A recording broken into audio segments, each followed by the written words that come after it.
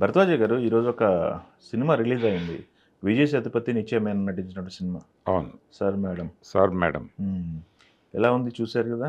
నేను చూసాను సినిమా. హ్మ్. అంటే ఆడియన్స్‌ని ఎంగేజ్ చేయటానికి, హ్మ్. ఆడియన్స్‌ని ఎంటర్‌టైన్ చేయటానికి, వైఫ్ అండ్ హస్బెండ్ స్టోరీ కదా అది? అవును, ట్రైలర్ చూసి. ఎమోషనలైజ్ చేయటానికి హ్మ్. ఎక్కువ హడావిడి పడక్కర్లేదు. రోజువారీ జీవితంలో ఉండేటువంటి సంఘటనలే తీసుకొని, హ్మ్. దాన్ని తెర మీద చెప్పే పద్ధతి హ్మ్. ఎంటర్‌టైనింగ్‌గాను, ఎమోషనల్‌గాను నడపొచ్చు. అలాగే ప్రేక్షకులు ఆలోచించుకునే పద్ధతిలో కూడా డ్రైవ్ చేస్తూ సినిమాని హ్మ్. ఎంగేజింగ్‌గా నడపొచ్చు అనేది ప్రూవ్ చేశాడు ఈ సినిమా డైరెక్టర్. హ్మ్. రెండోది ఆర్టిస్టులు అందరూ కూడా చాలా అద్భుతమైనటువంటి పెర్ఫార్మెన్స్ ఇచ్చారు. హ్మ్.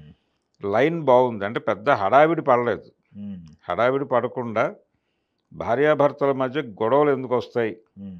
గొడవలొస్తే చేయవలసినటువంటి పరిస్థితి ఏంటి? అంటే చాలా సందర్భాల్లో పంచాయతీలు జరుగుతూ ఉంటాయి. హ్మ్. ఈ పంచాయతీ పెద్దలు వ్యవహారము, అలాగే వీళ్ళిద్దరి బ్రాటప్పు, ఈ బ్రాటప్‌లో తల్లిదండ్రుల పాత్ర. హ్మ్. వాళ్ళు వీళ్ళకి ఇచ్చేటువంటి ఫీడ్‌బ్యాక్. వాళ్ళు అంటే లైఫ్ పార్ట్నర్ పెళ్లి చేసేసుకున్న తర్వాత భర్త గురించి భార్యకి చెప్పేదెవరు? అలాగే ఈవిడ గురించి అతనికి కన్వే చేసేదెవరు?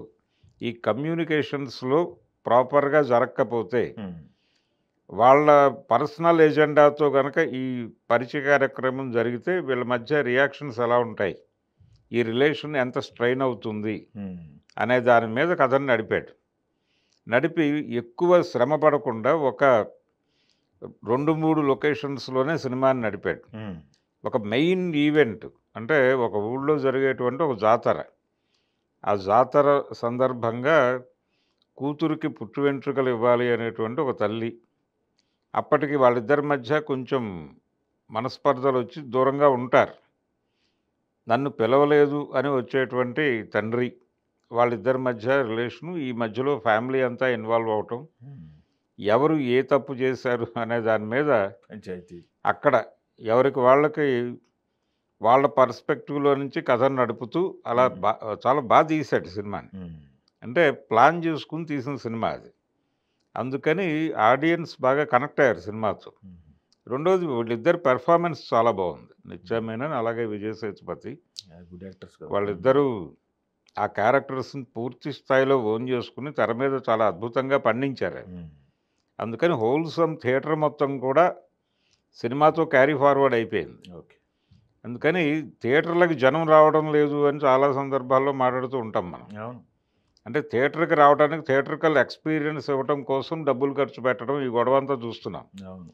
అదేమీ లేకుండా ఒక మంచి స్క్రీన్ ప్లేతో ఎమోషన్. ఎమోషన్‌ని కన్వే చేసేటువంటి ఒక కొంచెం జనాలు ఆలోచించేటువంటి పాయింట్‌తో సినిమా తీస్తే, హ్మ్.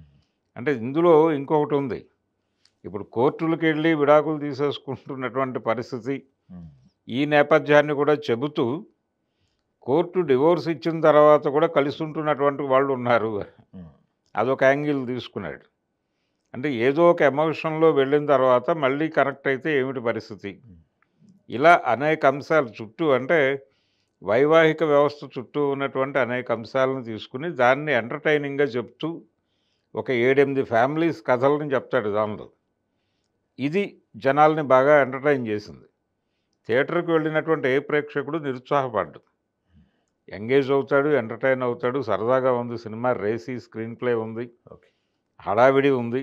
ఓకే. ఈ హడావిడి కూడా ఎక్కడా కూడా కృత్రిమంగా లేకుండా ఆర్గానిక్‌గా నడిపేశాడు. ఓకే.